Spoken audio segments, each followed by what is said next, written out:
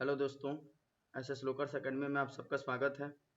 आज के इस वीडियो में मैं आप सबको गद्यखंड पार्ट 6 एक लेख और एक पत्र का हिंदी अर्थ बताने वाला हूं।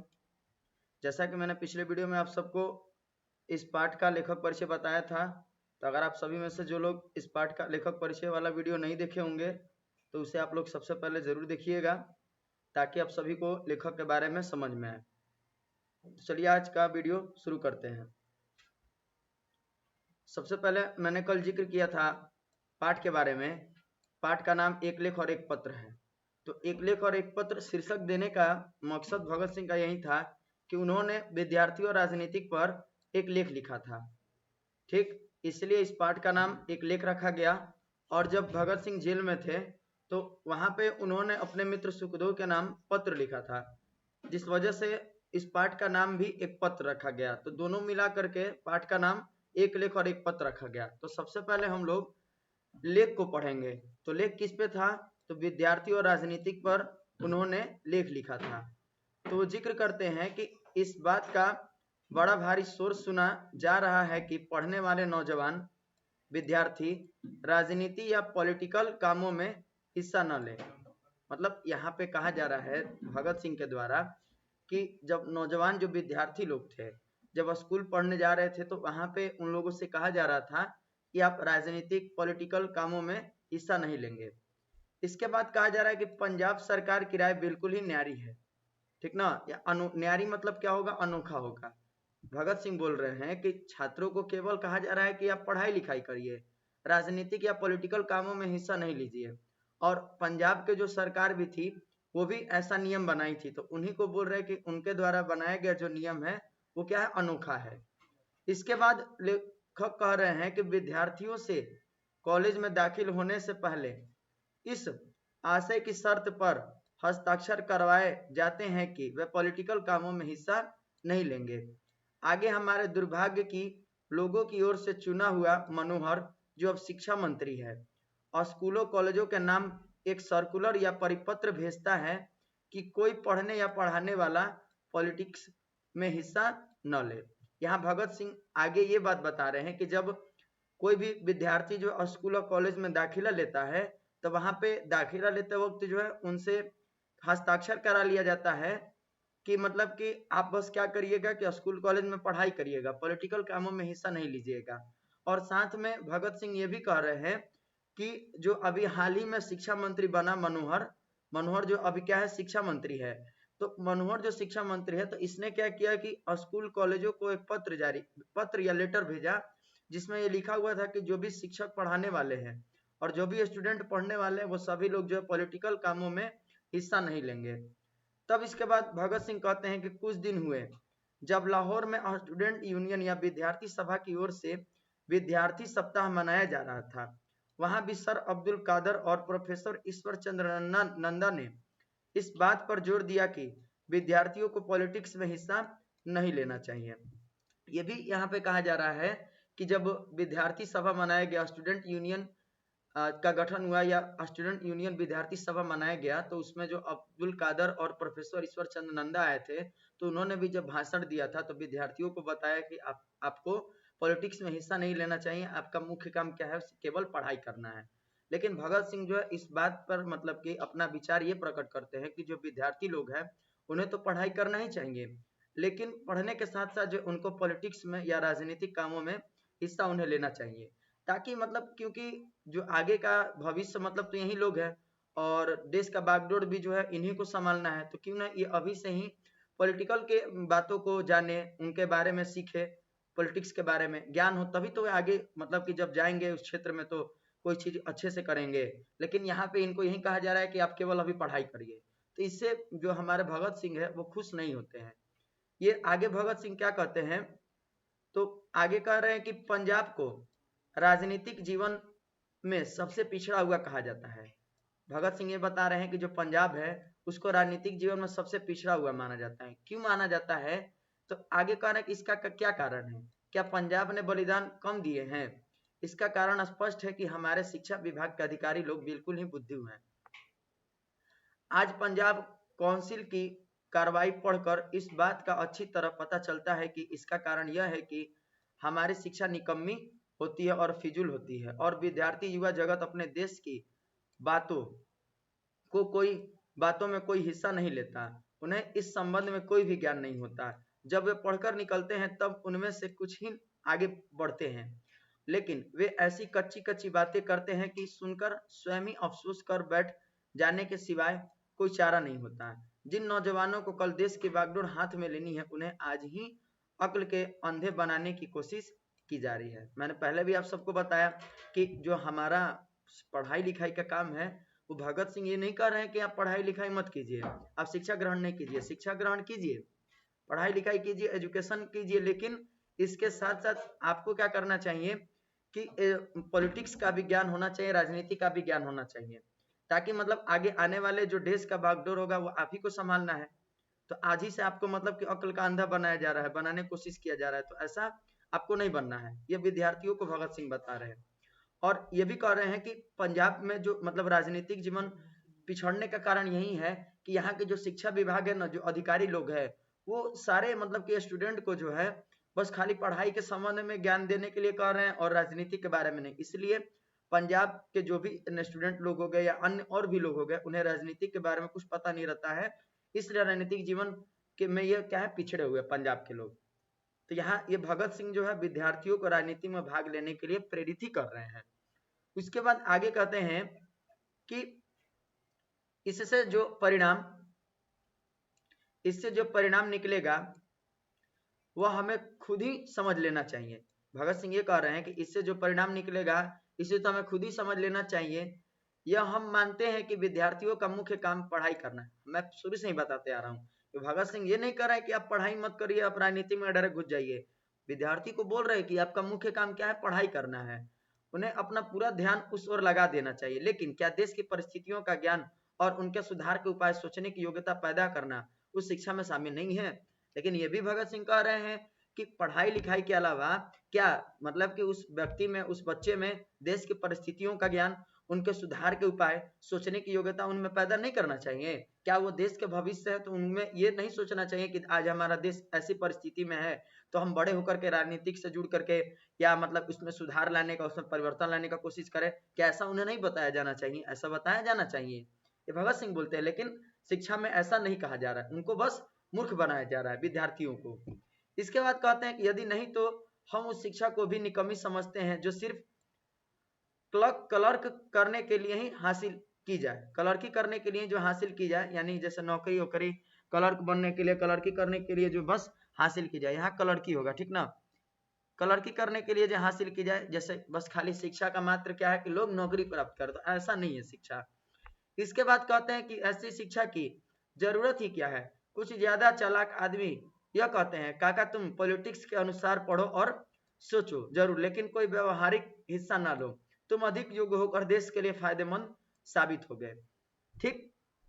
इसके बाद आगे कहते हैं भगत सिंह कि बात बड़ी सुंदर लगती है, लेकिन हम इसे भी बात बड़ी सुंदर है, लेकिन कहते हैं कि हम इसे भी रद्द करते हैं। लेखक बोल रहे हम इसे भी क्या करते हैं, रद्द करते हैं, यानी इसको भी हम नहीं मानते। यहाँ क्या होगा, रद्द होगा, रह नहीं होगा, रद्द होगा, ठीक ना। यहाँ आप सभी लोग सुधार लीजिएगा, यहाँ रद्द लिखेगा। तो मतलब बोलते हैं लेखक कि जो अभी पॉलिटिक्स के बारे में कहा गया कि आप पॉलिटिक्स के अनुसार पढ़िए, पॉलिटिक्स के अनुसार जो सोचिए, लेकिन व्यवहारिक हिस्सा न लीजिए। तो लेकिन ये बात सही है, लेकिन मैं इसको रद्द करता हूँ, क्योंकि यह भी सिर्फ ऊपरी बात है। इस बात के यह स्पष्ट हो जाता है कि एक दिन विद्यार्थी एक appeal to the young prince Kropotkin पढ़ रहा था। एक प्रोफेसर साहब कहने लगे, यह कौन सी पुस्तक है? और यह तो किसी बंगाली का नाम जान पड़ता है। लड़का बोल पड़ा, प्रिंस क्रोपटकिन का नाम बड़ा प्रसिद्ध है, अर्थशास्त्र के विद्वान थे।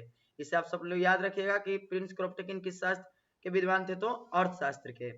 इस नाम से परिचित होना प्रत्येक प्रोफेसर के लिए बड़ा जरूरी था। प्रोफेसर की योग्यता पर लड़का भी हंस पड़ा और उसने फिर कहा, ये रूसी सज्जन थे। बस रूसी कहकर टूट पड़ा।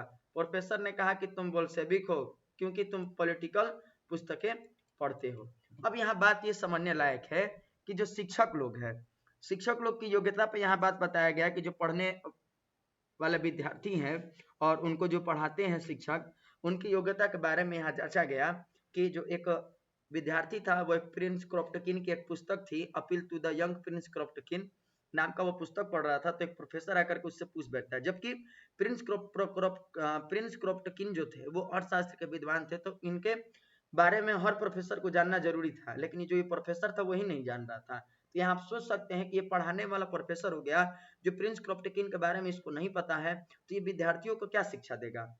अगर कोई पढ़ाने वाला व्यक्ति है, अगर उसी को जो विषय पढ़ा रहा है उसमें उसको पता ही नहीं रहेगा, तो वो पढ़ाने वाले बच्चों को क्या पढ़ाएगा, कुछ नहीं पढ़ा पाएगा। तो वहीं लड़का जो है इस प्रोफेसर की योग्यता भी देखता है कि इस प्रोफेसर को प्रिंस क्रोप्टकिन के बारे में नहीं पता है और मुझे आकर के बोल रहा है कि बंगाली नाम जान पड़ता है, ये किसकी पुस्तक पढ़ रहे हो, कौन है। और जब मैं बताया तो ये मतलब मुझे उल्टा सुनाने लगा कि तुम मतलब कि रूसी व्यक्ति के बारे में पढ़ रहे हो, तुम मतलब कि बोल्शेविक हो, तुम मतलब कि पॉलिटिकल पुस्तक पढ़ रहे हो, ऐसा मुझे को सुनाने लगा, जबकि उसी को कुछ पता नहीं है। ये विद्यार्थी बोलता है।